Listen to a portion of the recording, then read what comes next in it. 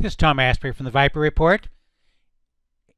In today's video, I'm going to be discussing some of the technical evidence that I observed with last week's action that led to this article on Forbes.com, More FOMO in March.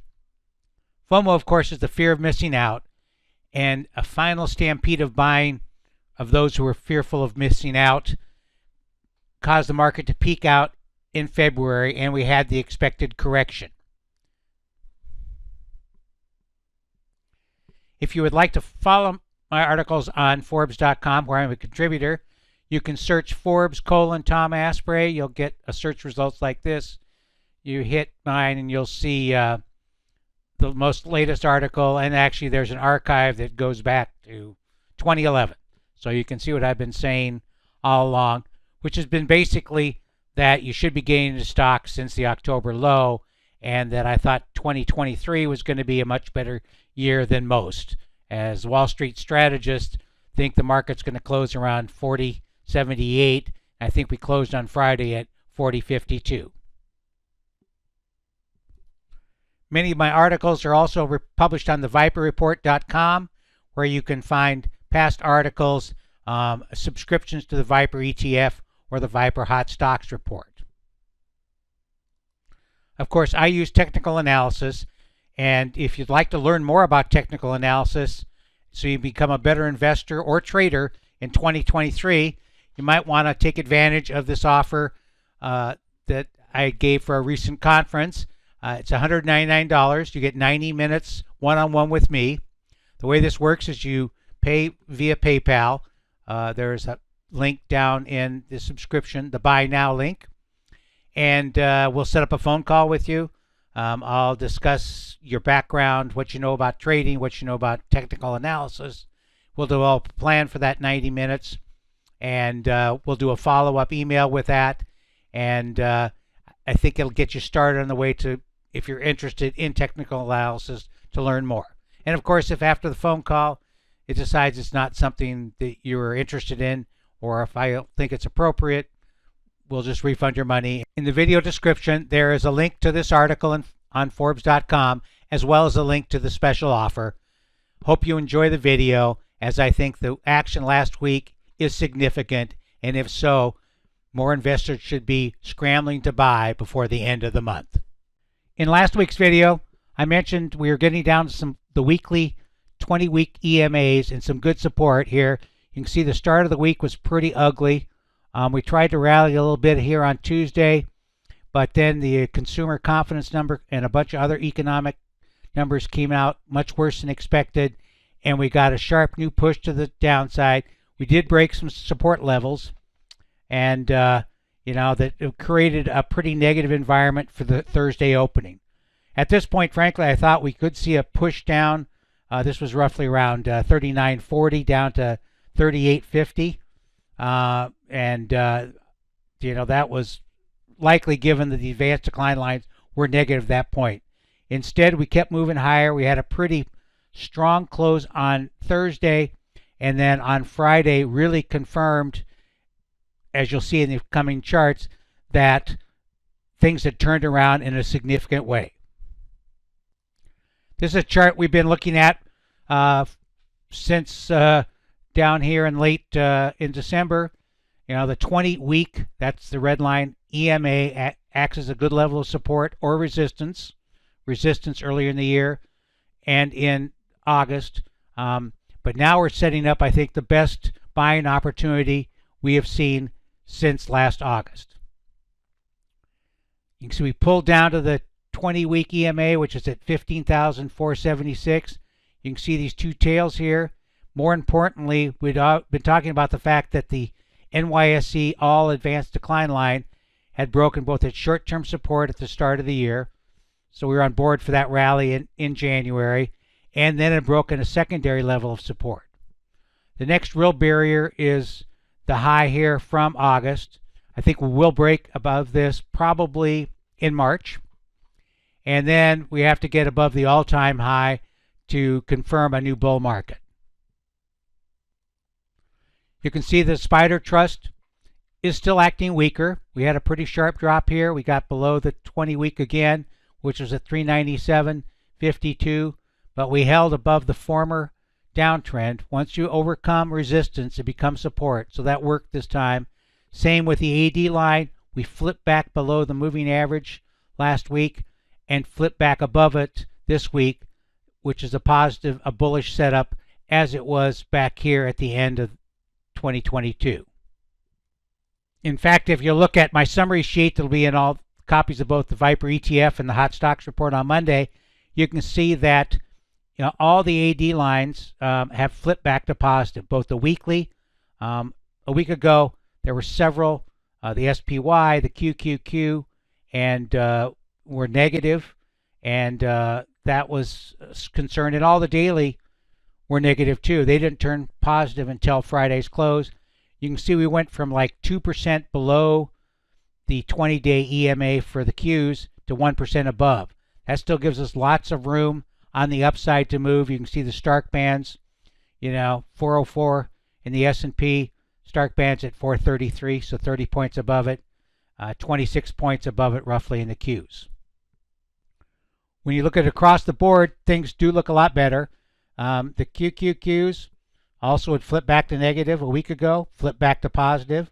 Okay, now they need to get above this peak, but also the 20-week EMA held.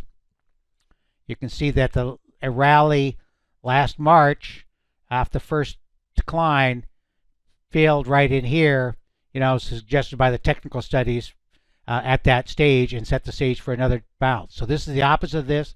Looks like it has bottomed out here, and below this, it is still acting better than the S&P. So even though tech's dead has been a common litany, it doesn't seem the case from the relative performance analysis at this stage.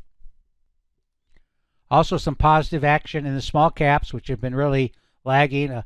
I'll talk more about that in next week's report, but there's some small cap ETFs that are not IWM, such as VBK, which I've been in for years, that also looks pretty good. But you can see held above the 20-week. OBV has bounced off its moving average. Of course, if stocks get hammered next week, it'll flip back to negative. But I think that looking at these formations for well on 40 years, I think that's highly unlikely. And you can see the resistance here for the Russell AD line is this blue line. Looking at the composite readings, the SPY versus a bunch of the AD lines, you can see why I have a much more positive outlook on the stock market at this point in time.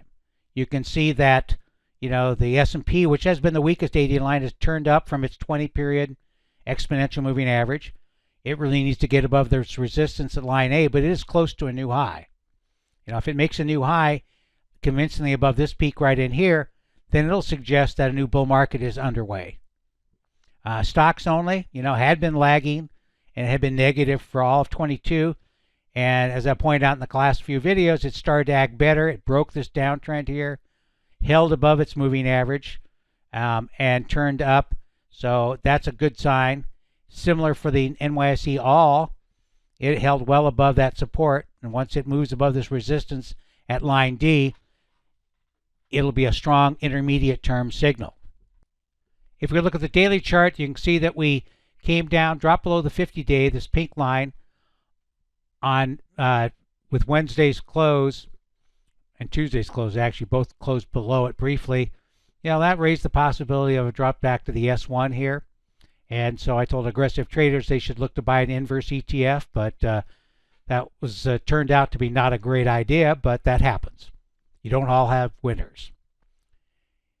Moving ahead, you can see that with the sharp rally, it's closed back above the new pivot on the SPY, which is at 402.74. As always with the advanced decline analysis, you look at downtrends or uptrends for a sign that the market trend is changing. So the downtrend here for the SPY has not been broken. We moved above the daily moving average, so it's back to positive, as I mentioned on the table. For the NYSE All on a daily basis, we did break the downtrend on Friday, and we also did for the NYSE All. That's a positive sign as we head into March.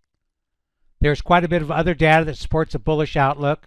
You can see we talked about last week that the high-low analysis, the number of new highs dropped off a bit, but it was positive the number of new lows did not show much of an increase.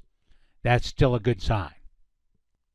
Also looking at the number of stocks in the S&P above or below various moving averages. So in green here, this is the number of S&P 500 stocks above the 20-day EMA. Looks to have bottomed here, turned up sharply. This in red is the 50-day, also stopped right where it should have, and also where it stopped here at the end of December. And the 200-day, you know, it made a new high, higher highs here and higher lows. That's bullish as well. Another significant development last week was that the dollar weakened, still in a slight uptrend here, but if we get a drop below this 104 level in the dollar index, that could be significant. You know, the daily studies have started to turn. The HPI has dropped back below its moving average. OBV is barely positive. Looking at the futures analysis, we had a deviation flip to positive on the daily chart. We hit our target here at 39.66.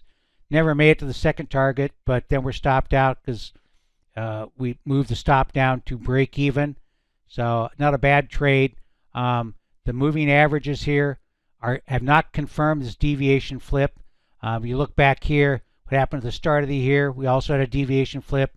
We had a couple of days, sideways days, and we got a pullback to the 20-day EMA and then took off to the races. So we'll be looking for, probably will move higher, but you can see the pivot here is right around 40.42, and there's other support down around 40,000.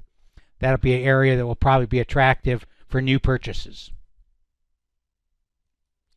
The 260 analysis, you know, had a very sharp reversal overnight on Friday and just accelerated the upside.